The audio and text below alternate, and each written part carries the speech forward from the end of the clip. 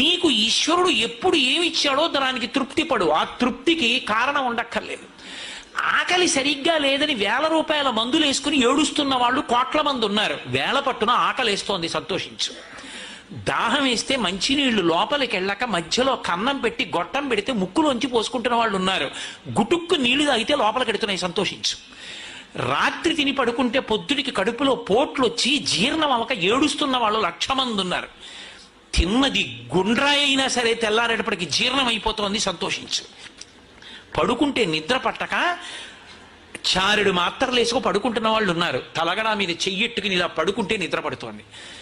పుస్తకం ఉంటే తప్ప మాట్లాడలేని వాళ్ళు ఉన్నారు. వేదిక ఎక్కి కూర్చుని మాట్లాడడం మొదలు పెడితే గంగా ప్రవాహంలో వస్తోంది, సంతోషించు ఈశ్వరుడి కారుణ్యానికి. కొంతమంది కూర్చోలేని వాళ్ళు ఉన్నారు, కూర్చుంటున్నావు. నడవలేని వాళ్ళు ఉన్నారు, నడుస్తున్నావు. చూడలేని వాళ్ళు ఉన్నారు, చూస్తున్నావు. వినలేని వాళ్ళు ఉన్నారు, వింటున్నావు.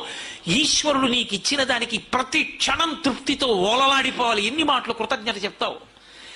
అది మానేసి ఎప్పుడు ఏదో పోయిందాన్ని తలుచుకుని ఏడవడం కాదు, వచ్చేదాన్ని ఊహించుకుని అలా జరిగితే బాగుండని కనుబొమలు ఎగరేయడం కాదు.